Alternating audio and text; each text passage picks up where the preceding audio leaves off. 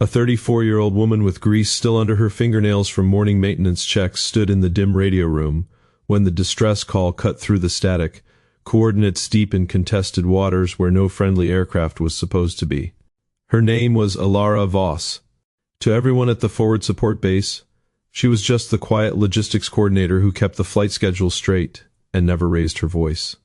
But that afternoon the voice on the radio, broken and fading, used her old call sign like a prayer. "Nightingale, this is Falcon 1, we're going down. Before we go further, drop a comment below. Have you ever carried a secret that felt heavier than the uniform you stopped wearing? And if stories like this are what you're here for, subscribe. More coming." Because what happened next in those enemy waters wasn't about rank or protocol. It was about one person who was never meant to fly again stepping back into the storm anyway. Most days the crews treated Alara the way people treat reliable furniture. Polite, appreciative, in passing. Dismissive, in practice. "Morning, Voss. Fuel sheets look good again," they'd say, with the same gentle tone you use for someone who found her level and stayed there. Nobody asked why a former search and rescue pilot with thousands of hours now spent her time updating spreadsheets and checking manifests. She moved through the base like someone who had already accepted the shape of her days. In the morning, she'd walk the same route along the tarmac, pausing at the same third hangar to watch the big birds taxi out.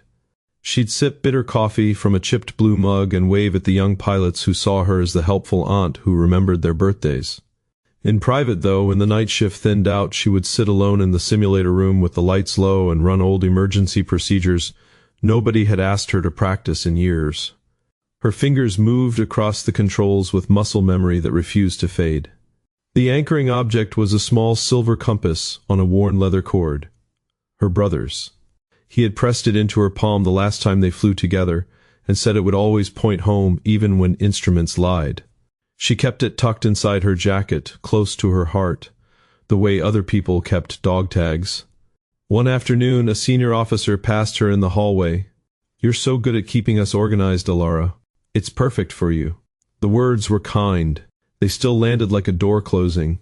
She smiled the small smile she had perfected, nodded, and went back to her station.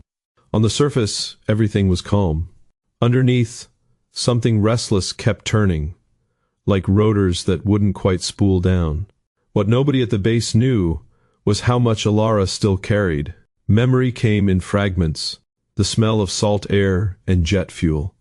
Her older brother, Captain Daniel Voss, call sign Falcon, leaning over her in the cockpit during those long training nights, his voice steady while the waves crashed below. He had taught her things they don't put in manuals: how to read watercolor for hidden currents, how to fly nap of the earth so low the spray hits the windshield, how to keep breathing when fear wants to stop your hands. She remembered one humid evening in the old hangar. She was frustrated, exhausted. "When will I ever need to know this?" she had asked him, wiping sweat from her eyes after the 20th failed hover drill over dark water. Daniel had looked at her for a long moment. "You'll know, and when you do, everything changes." He taught her to trust the compass when radios died. He taught her that in enemy waters, the difference between survival and rescue often came down to one calm voice on the frequency. He taught her that courage wasn't loud. It was the decision to transmit anyway. One surprising detail lived in those memories. Daniel had once made her memorize the exact acoustic signature of distress beacons from 3 different Allied helicopter models, because sound travels differently underwater at night. You'll hear the difference before you see anything. Back in the present, Alara was updating the evening manifest when the radio operator burst into the room. "Ma'am, Falcon 1 just dropped off radar." They were running an unscheduled medevac pickup. Hostile patrol boats in the area. Her stomach tightened. "Falcon 1?" Her brother's old call sign. The new crew had kept it in his honor. She stood up before she realized she was moving. The base sat on a rocky spit of land where the sea met disputed territory. Late afternoon light turned the water the color of tarnished brass. A light wind carried the smell of diesel and wet rope. Everything felt routine. Pilots joked in the ready room. Mechanics wiped down tools. The flag snapped lazily against the pole. Supporting characters moved through the scene with ordinary lives visible in small details. Lieutenant Park, the young radar tech, kept a photo of his newborn taped to his monitor and hummed the same lullaby every shift. Commander Reyes, the operations officer, drank his tea with exactly 2 sugars and worried openly about his daughter's upcoming surgery back home. They were good people doing difficult work in a place that felt one wrong move from boiling over. Elara noticed a faint anomaly on the long-range scan, something small that could have been a ghost return or a fishing boat. She almost mentioned it, then let it go. Just static. Just another false reading in waters that played tricks on electronics. Everything felt normal. The kind of normal that makes you forget how thin the line really is. Nothing that looks fine is always fine. The radio crackled again. A single broken transmission. Losing altitude. Nightingale, if you're listening. Then silence. Nobody else in the room caught the call sign. Elara did. Her pulse kicked hard. Am I imagining this? Commander Reyes ordered standard search protocol. 2 patrol boats launched. The radio operator tried hailing Falcon 1 on every frequency. Nothing. Procedures that usually worked felt suddenly hollow. Elara stood at the back of the room, knowing more than she showed. Reports came in fast. Enemy patrol boats converging. Night falling. Water temperature dropping. The crew of Falcon 1 included a critically injured civilian doctor and 2 soldiers. Time was collapsing. Stay invisible and let protocol run its course, or step forward and become the person she had buried after her brother's death. The fear was real.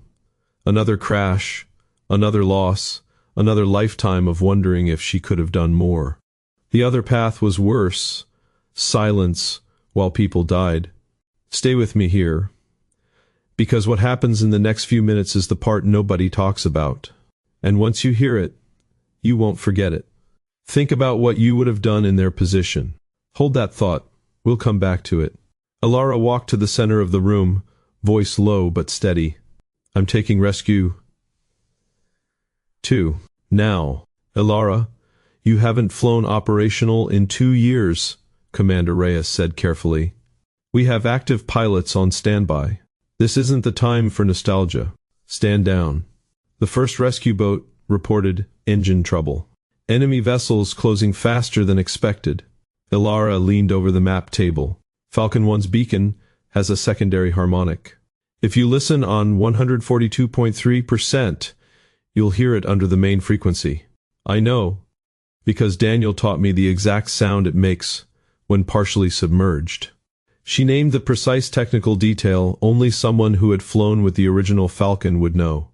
Then she performed a rapid pre-flight checklist on Rescue 2's systems that left the mechanics staring.